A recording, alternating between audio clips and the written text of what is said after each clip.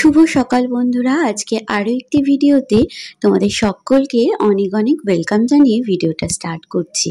আজকে অনেক অতিথিরা আমার বাড়িতে আসার কথা, তো ঝটপট উঠে পড়েছি সকালবেলাতেই। আর উঠে দেখছি ওই সুন্দর জবা ফুলটা ফুটেছে।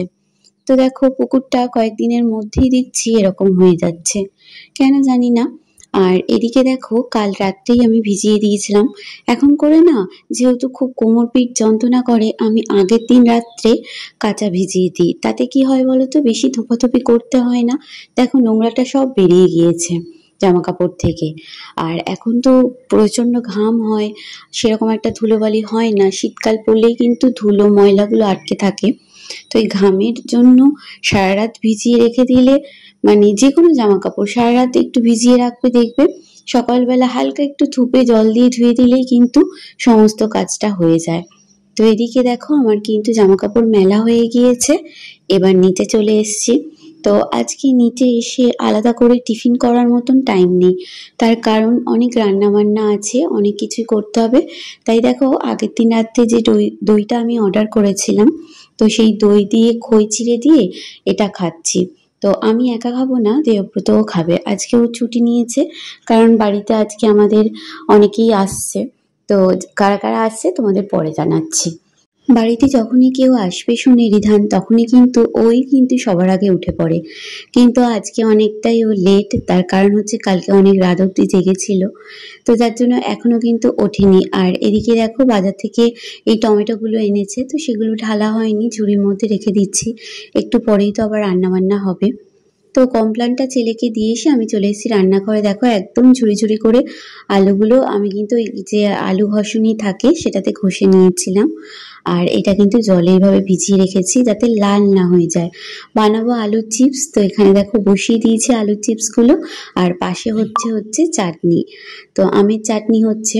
আর আলুগুলো না একটু মানে তেলটা বেশি লাগে এই চিপসটা বানাতে। তো আমি দেখো পরিমাণ মতন তেল দিয়েছি, তাও যেন মনে হচ্ছে তেলটা কম।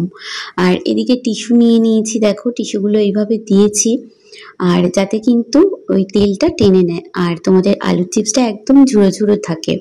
তো দেখো, এগুলো সব আমার ভাজা হয়ে গিয়েছে। তো একটা লট ভেজে এই তুলে দিচ্ছি, আবার আর একটা লট পড়বে আর কি। এগুলো না একটু টাইম নিয়ে ভাজতে হয়, জানো তো, প্রচুর সময় লাগে এই আলুর চিপস ভাজতে। একটু ধরে ধরে কিন্তু ভাজতে হয়, একেবারে দিয়ে দিলে কিন্তু দলা পাকিয়ে যাবে। তাই কিন্তু পরিমাণ অল্প দিয়ে, তেলের পরিমাণ বেশি দিয়ে এগুলো ভাজতে হয়। তো দেখো, পরের লটটাও দিয়ে দিয়েছি। আর যখন হয়ে যাবে দেখবে আলুর চিপসগুলো ওপরে তেলের ওপর ভেসে থাকবে, তোমরা দেখে বুঝতেই পারবে। এদিকে দেখো, আমের এই চাটনিটাও ফুটে গিয়েছে। দেখো, আমের চাটনিটাও এবার একটু নামিয়ে নেব। তারপর দেখো, এখানে দিয়ে দিয়েছিলাম আলু। এটা কিন্তু মাংসের জন্য আলু ভাজা হচ্ছে। তো খুব একটা বেশি আলু দিইনি, কারণ মাংসটা খুব বেশি ঝোল ঝোল করবো না, একটু কষা কষা মতনই হবে। আলুগুলো দেখো ভেজে নিয়ে আমি এখানে গোটা গরম মশলা দিয়ে পেঁয়াজ দিয়েছি। আর জানো তো, গোটা গরম মশলাটা মাংসের তেলের ওপর দিলে না, দেখবে এই যে আঁশটা নিয়ে একটা গন্ধ ছাড়ে অনেক সময়, সেই গন্ধটা কিন্তু আর থাকে না, খুব একটা মিষ্টি গন্ধ পাবে। আর এখানে দেখো, আলুগুলো সব তুলে নিয়েছি। দেখো, এখানে কিন্তু আলুগুলো ভালোভাবে পেঁয়াজগুলো ভালোভাবে লাল লাল হয়ে গিয়ে তারপর কিন্তু মাংসটা কষে নিয়েছিলাম। তো মায়ের এখানে নিরামিষ রান্না দেখতে পাচ্ছ, ভাত পনির রয়েছে। আর এখানে হচ্ছে দেখো, চাটনিটা হয়ে গিয়েছিল যেটা। আর এখানে মায়ের জন্য আলাদা করে ডাল করে নেওয়া হয়েছিল। আর আলাদা করে চিপসটাও তুলে রাখা হয়েছিল। মা যেহেতু ঘাঁটাঘাঁটি খায় না, তো মা একদমই নিরামিষ যেহেতু খায়। আর এবার দেখো, তোমাদের দেখিয়ে দিই কী কী রান্না হয়েছে। দেখো, মাছ ভাজা, মাছের ডিম, এদিকে পটল আলু দিয়ে মাছের ডিম দিয়ে একটা মাখা মাখা তরকারি হয়েছে। এখানে হচ্ছে মুগ ডাল দিয়ে মাছের ডাল, মাছের মাথা দিয়ে, কী সব বলছি আমি। আর এখানে দেখো, এখানে মাংসটা কিন্তু কষা কষা মতন হয়েছে, খুব বেশি ঝোল করিনি, খুব সুন্দর খেতে হয়েছিল মাংসটা। আর আমি বলছি, আমার হাজবেন্ড করেছে। আর এই দেখো, সবাইকে খেতে দিয়ে দিয়েছি। এসছে আমার বড় ননদ, নন্দাই আর ননদের ছেলে, এই যে এটা মাঝখানে বসে। আর মা ওদিকে দেখো বসে রয়েছে। বাজে এখন প্রায় 3টে, দেখো 3টে বাজতে যায়। তো এই সময়টা আমাদের খাওয়া দাওয়া হচ্ছে। তো তোমাদের দেখো একটা থালা আমি দেখিয়ে দিচ্ছি। এই দেখো মাছের ডিম, মাছ ভাজা, আলু ভাজা, এখানে চাটনি, তো মাছের ডিম দিয়ে পটল দিয়ে তরকারি, ডাল আর মাংস। আর তারপর দেখো একটু বিকেলবেলাতে সবাই মিলে আইসক্রিম খেয়ে নেওয়া হয়েছিল। তো আগের দিন জানোই তোমরা যে আইসক্রিমটা আমরা রেখে দিয়েছিলাম, আর আইসক্রিমটা না রাখতে প্রচুর শক্ত হয়ে গিয়েছিল ডিপে, তো তুলতে একটু কষ্ট হচ্ছিল যদিও বা। তো সবাই মিলে না এরমভাবে একসঙ্গে খাওয়ার মজাই আলাদা। তো এখন দেখো 5টা 5:10 বাজে। তো এবার কিন্তু আইসক্রিমগুলো আমরা সবাই মিলে খেয়ে নিয়েছিলাম। তারপর দেখো মাকে এখানে সন্ধে দিয়ে দিয়েছিলাম, আর মায়ের জন্য না দেবব্রত একটা ছোট ফ্যান এনেছিল। এই দেখো এই ছোট ফ্যানটা কিনে এনেছিল, কারণ প্রচুর গরম জানো তো।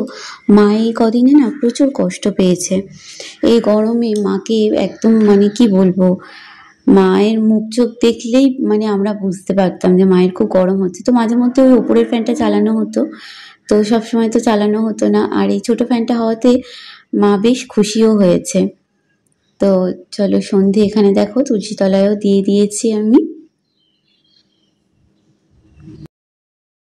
এরপর দেখো খাবার টেবিলটা পরিষ্কার করতে চলে এসেছিলাম। আর সকালবেলায় না দেবব্রত আমাকে এই টেবিল ক্লথটা দিয়েছিল, বলেছিল যে এটা চেঞ্জ করে তুমি নতুনটা পেতে দাও, কিন্তু আমার আর সময় হয়নি গো। তো এত ব্যস্ততার মধ্যে ছিলাম। তো দেখো তো কেমন হয়েছে টেবিল ক্লথটা। ও এনেছিল এই ফ্যান আর টেবিল ক্লথটা, তো আজকে পেতে দিলাম। বেশ ভালো লাগছে কিন্তু দেখতে। তারপর দেখো বাবা আর আমার নন্দাই এসেছিল, ওনাদের জন্য চা করেছিলাম। আমরা তো আর কেউ চা খাই না, ওনারা দুজনেই শুধু চা খায়। তো চা করে দেওয়ার পর আমরা এখানে চলে এসেছিলাম সন্ধ্যের টিফিনটা করতে। তো এই সন্ধ্যেবেলার টিফিন খেয়ে আর কিন্তু রাত্রে কেউ কিচ্ছু খাইনি, এটাই কি কিন্তু পেট সবার ভর্তি হয়ে গিয়েছিল। দেখো রোল বানানো হচ্ছিল। আমরা না বাইরে থেকে রোল কিনে খাই না, ঘরের রোলটাই এত সুন্দর হয়, পুরো একদম দোকানের মতনই। আগে তো পারতাম না, তাই দোকান থেকেই কিনে খেতাম। এখন যেহেতু বাড়িতেই হয়, তাই বাইরের খাবারের কোনো প্রশ্ন নেই। তো এখানে দেখো শসা, পেঁয়াজ, লঙ্কা কেটে নেওয়া হয়েছে। তো দেখো আমাদের জন্য লাস্টে রোল করে নিয়েছি। তো চলো আজ ভিডিওটা এই পর্যন্তই, আবার কাল দেখা হচ্ছে। সবাই খুব ভালো থেকো, টাটা।